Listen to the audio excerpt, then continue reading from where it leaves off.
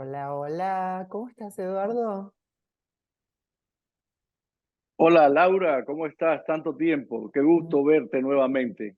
Gracias, mucho, mucho tiempo.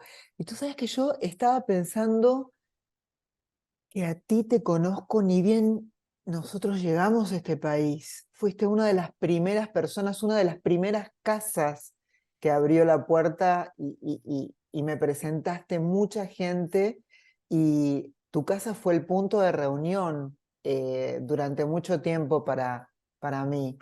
Em, ¿Estás en Miami? Estoy en este momento en Miami visitándola a mi madre y disfrutando un poco del verano, del sol maravilloso de esta ciudad. Bueno, déjame que te presente brevemente. Tu nombre es Eduardo González Coro, eres cubano, clarividente, sacerdote de la religión Yoruba. Muchos te conocen como el padrino, yo te conozco como el padrino también. Eres bohemio, amante de la música, del arte y vives parte del tiempo entre Buenos Aires, Nueva York, Barcelona. A veces cuando yo veía tus redes sociales, te veía de repente en el Calafate, pero después te veía en la Costa Amalfitana y después te veía en Bariloche. Bueno, muy Sí, bien, bienvenido, soy un poco bienvenido. errante. Muchísimas gracias, Laura. Gracias, gracias. Este tema, eres primero el primer cubano que estoy entrevistando, que no es poco. Tú sabes mi historia con Cuba y a un lugar que lo llevo en mi corazón, los quiero mucho, me siento muy identificada con el cubano, con el ser cubano.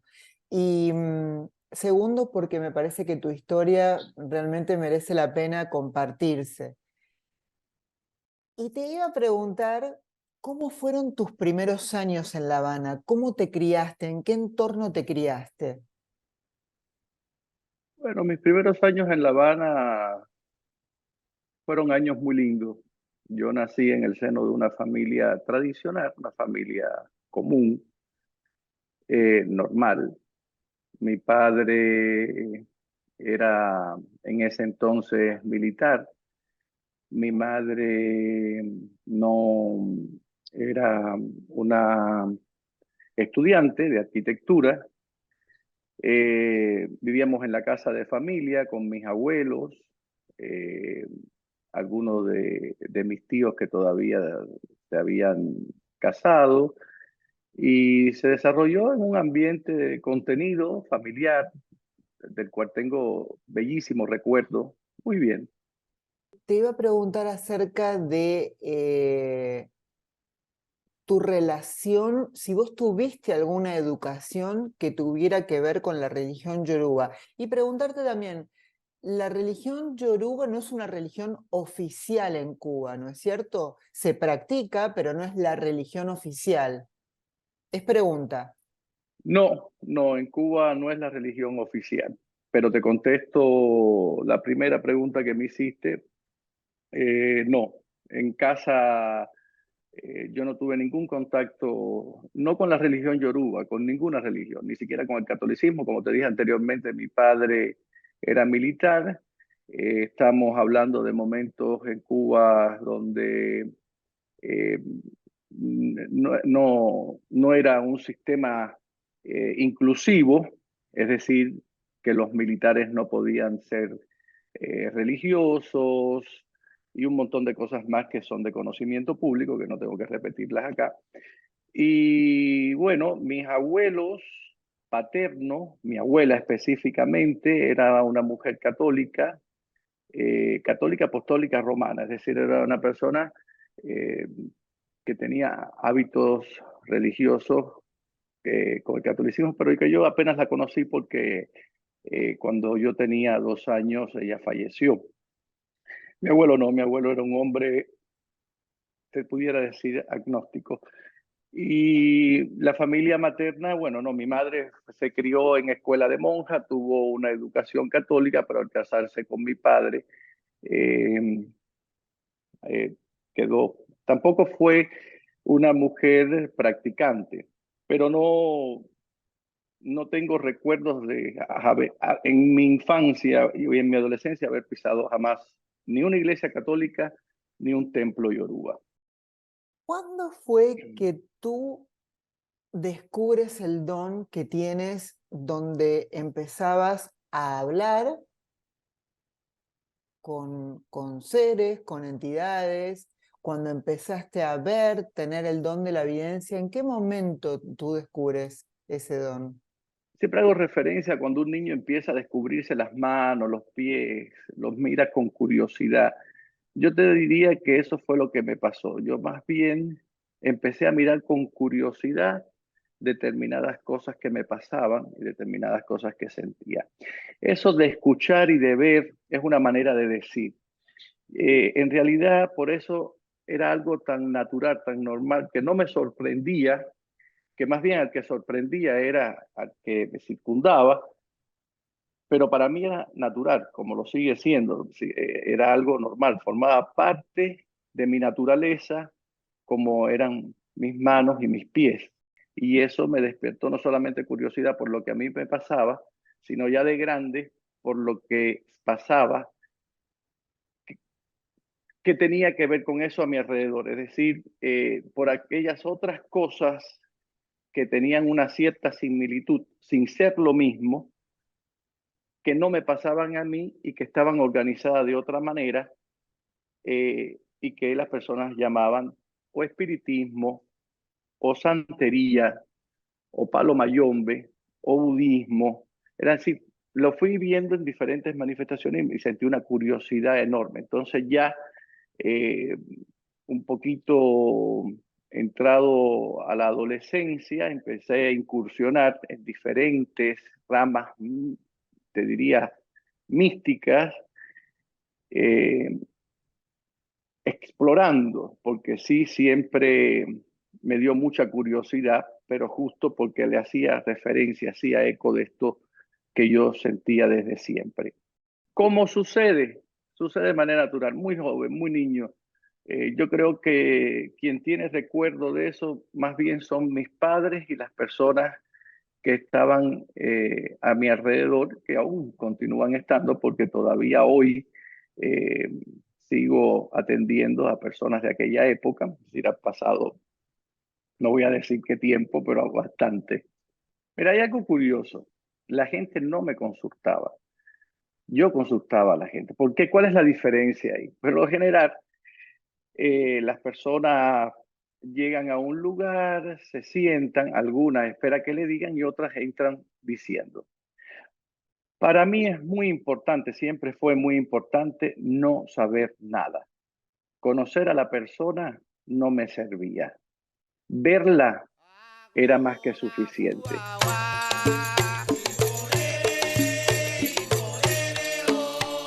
Tú tienes el santo hecho. ¿Tú te recuerdas cuando eh, recibiste la consagración? ¿Quién te inició? A mí me inició en Cuba un señor que ya falleció.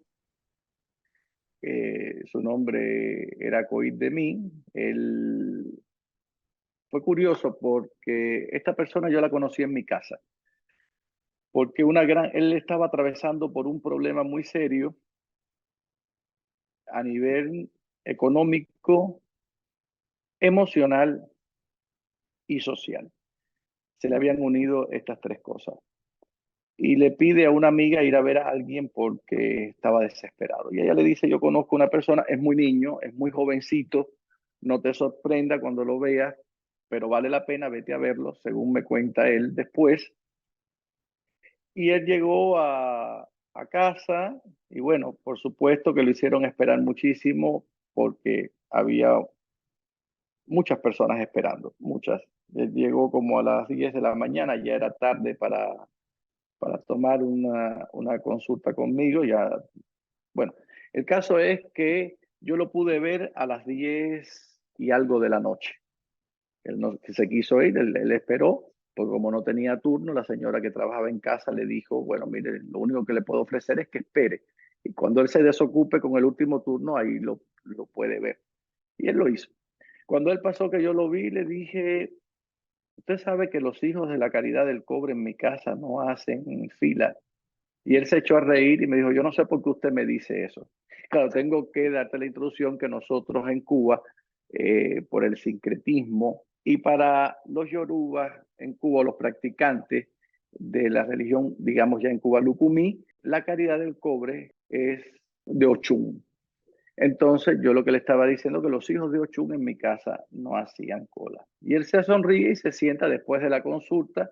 Él me dice, qué curioso usted me haya hecho eso. Yo tengo hace 25 años hecho Ochún. Yo me río y le digo, bueno, si usted lo hubiera dicho en la puerta, usted hubiese entrado, porque yo tenía o tengo adoración con esa deidad, con esa dicha. Me encanta lo que simboliza, lo que representa y además yo pienso que ese amor que yo tengo por Ochún y por la caridad del cobre, por ambas inclusive, es por el amor tan grande que siento por Cuba y el amor tan grande que le tengo a mi tierra.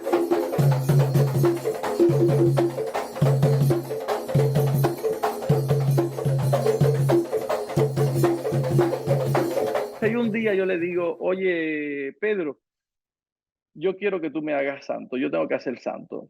Dice, sí, ¿por qué tú tienes que hacer santo?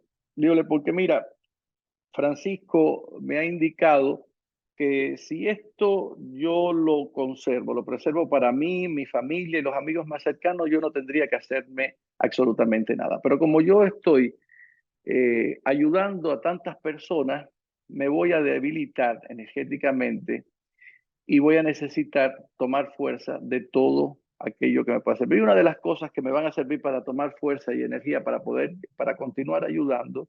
Después yo entendí a Francisco, en realidad no era un tema mío, era un tema que para poder ayudar tenía que aprender un idioma distinto y ese idioma en ese momento se llamaba la santería. Y efectivamente, a través de la santería después yo pude ayudar a cientos de personas alrededor del mundo que no lo hubiera podido hacer ni con la clarividencia, ni con el espiritismo, ni con las otras tendencias místicas o religiosas que yo fui adquiriendo en la vida. La religión yoruba tiene un ser supremo, superior, que es Olofin, ¿no? O se llama de diferentes formas, pero también tiene muchos orillas y deidades menores. ¿Cuáles son las 7 deidades más importantes o más conocidas? El oricha o deidad responde a un aspecto de la vida, a una función en el cual la persona se refugia o se apoya en la energía de esa deidad para compensar la necesidad o la falta que tiene de la misma y poder hacer el camino. Quiere decir, para poder solucionar o resolver, como le quieras llamar, eh, lo que tiene. Entonces, en Brasil es una cosa, en África es otra, en Cuba es otra, y después individualmente es otra totalmente diferente. Hay personas que la deidad más importante es Babaluayé, hay personas que la deidad más importante es, como en el caso mío, Yemayá, para otros Ochun, digamos, pero bueno, si hablamos de Cuba, en el panteón Yoruba, deidades fundamentales, base que todos conocen eh, y tienen mayor cercanía y en ella ponen la fe de la solución o el encaminamiento de sus dudas y problemas, estaríamos hablando principalmente de Ochun, Yemayá, Elekba, Shango, hablaríamos de Orunmila, Babaluayé y después el resto. Bueno, ya que mencionaste acerca del tema de la santería, cómo llega a América, ¿no? Es diferente, como tú dices, en Haití, es diferente en Cuba, en Panamá, en Brasil. Em, Tú estuviste un mes en África y te quería preguntar cómo fue tu mirada. África es el viaje. África es una de las experiencias que cualquier ser humano, me atrevo a decirlo así, puede llegar a tener más extraordinaria en su vida y en muchos aspectos. Esto no quiere decir que sea de un impacto positivo ni negativo. Estoy hablando de un impacto. Y ese impacto va a a resonarte de muchas formas, pero por supuesto siempre, y esto es lo interesante de África, va a responder a una búsqueda interior y a un montón y a un sinfín de cosas sin resolver que llevamos adentro y a muchas añoranzas. Siempre pensaba, desde que era muy joven, cómo a Pablo Picasso lo pudo impactar tanto su viaje a África y de esa manera extraordinaria que le hizo cambiar hasta su planteo artístico, es decir, le cambió la obra, le cambió la cabeza, le cambió la vida. Para mí como cubano, África sería mi segunda madre patria. No tiene que ver con mis raíces, porque mis raíces son españolas, franceses. Es decir, mis raíces no son españoles, franceses, mis raíces son cubanas, porque yo nunca viví ni en Francia ni en España. Mis raíces son cubanas. Mi descendencia, es decir, de dónde provenga o de dónde provienen mis ancestros, es de España, de Francia. Culturalmente, mamé la cultura occidental, la religión católica, sin ser católico, nos dejó la base de la convivencia, de la cívica, de alguna manera, en principio, pero después culturalmente, siendo cubano, yo estoy impregnado de africanismo y de negritud por todos lados. Y no puedo hacer caso obvio a esto, ni tampoco puedo virar la espalda, porque culturalmente África es mi segunda madre patria. Entonces yo tenía mucha, es decir, me tiene muchos deseos de conectar, de conocer, de ver. Y claro, siendo practicante de diferentes ramas o tendencias de religiones africanas, pues mi interés se hacía aún mayor, porque ya tenía un punto específico que me interesaba, un punto de llegada en el cual yo quería ahondar, quería investigar.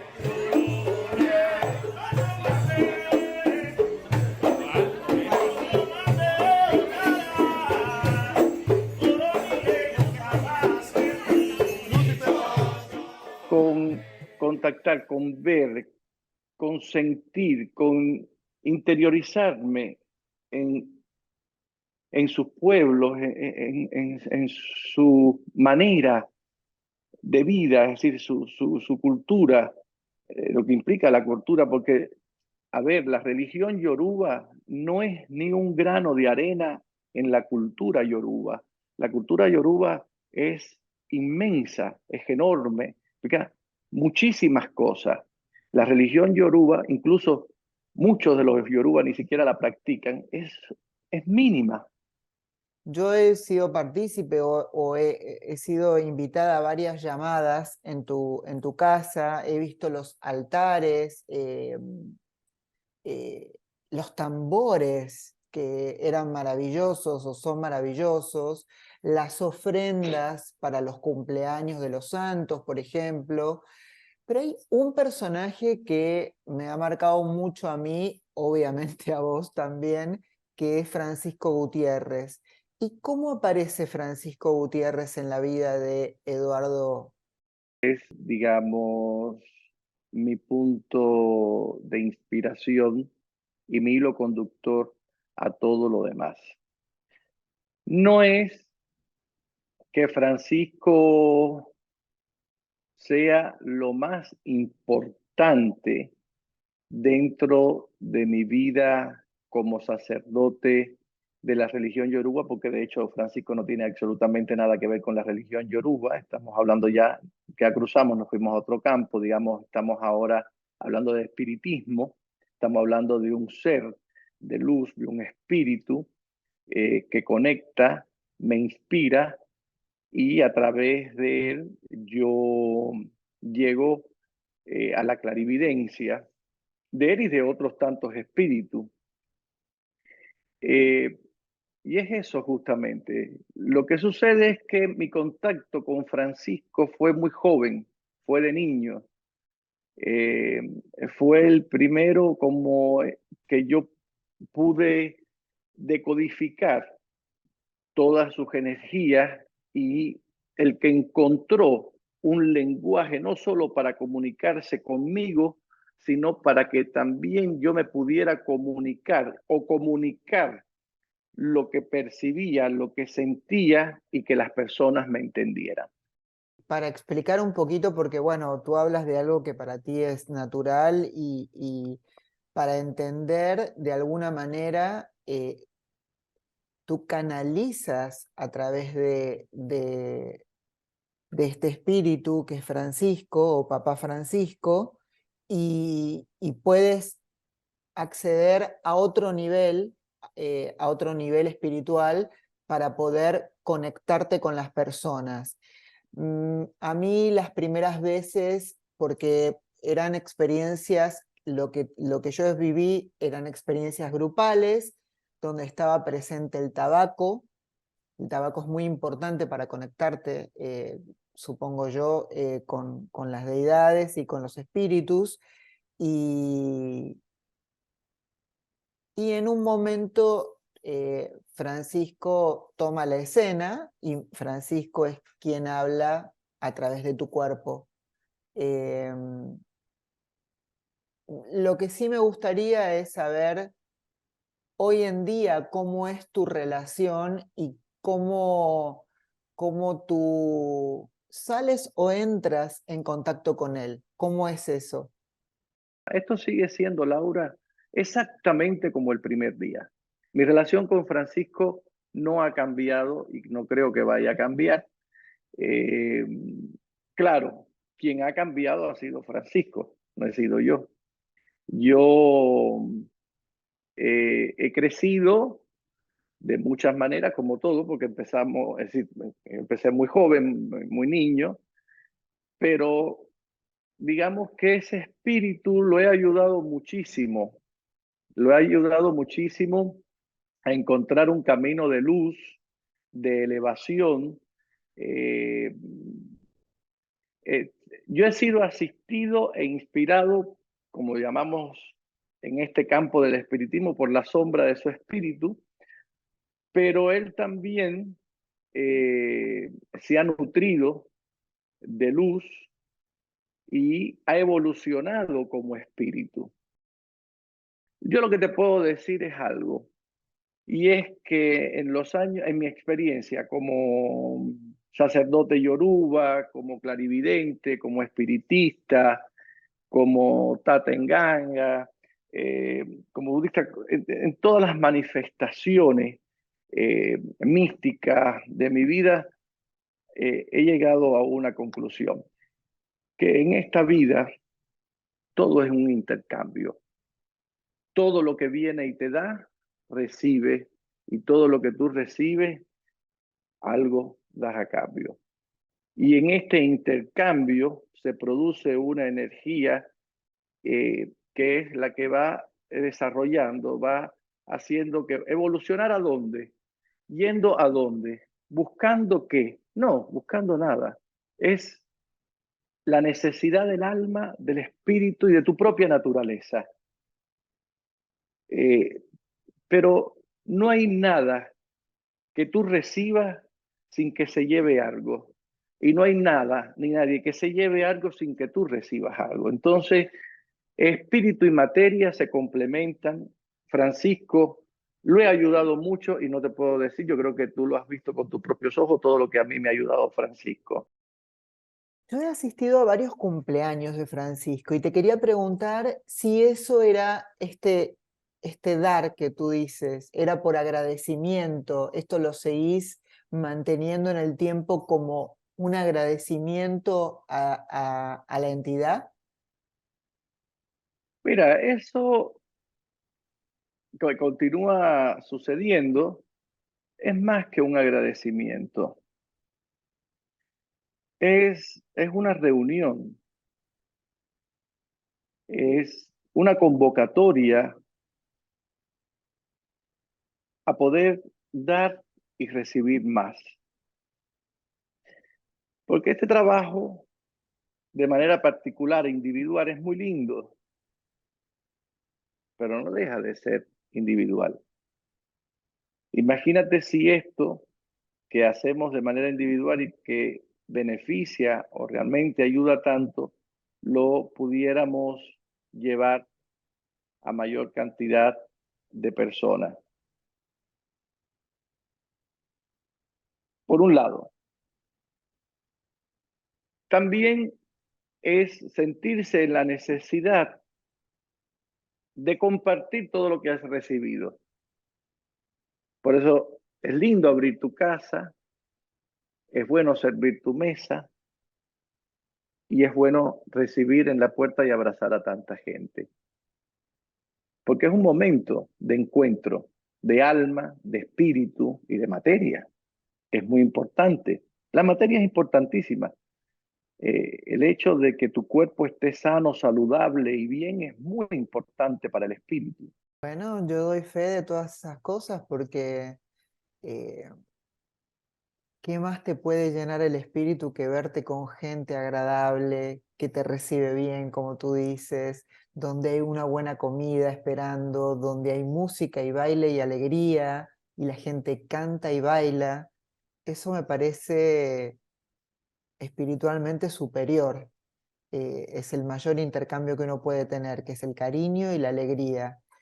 Y si tú tuvieras que describirlo a Francisco, ¿cómo lo describirías? Te lo describiría como el hombre más humilde, más sensato, eh, con mayores principios que yo he podido conocer.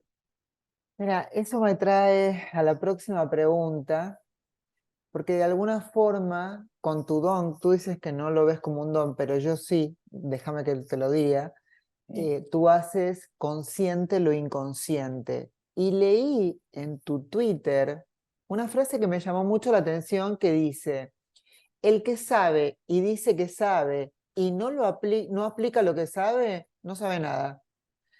Entonces, la pregunta sería la siguiente. Tú que sabes, tú que puedes ver, porque un vidente es justamente quien puede anticipar, quien sabe y quien puede ver, ¿lo aplicas en tu propia vida? ¿Lo puedes aprovechar para tu propia vida? Permanentemente, sin duda. Yo pienso que la felicidad que me circunda, la tranquilidad, la paz que yo siento, no es por inconsciencia. No es porque soy un inconsciente, porque soy un bohemio o porque soy un errante. Eduardo, padrino, es un placer hablar con vos. Me siento muy identificada, he pasado situaciones y conversaciones contigo muy personales, sé perfectamente cómo ayudas a los demás porque yo lo he vivido en carne propia y para despedirme te digo, Salam Aleikum. Malekun salam. Muchísimas gracias, Laura. Que estés muy bien. Gracias, gracias. Cuídate mucho, Gracias a ti. Adiós. cuídate.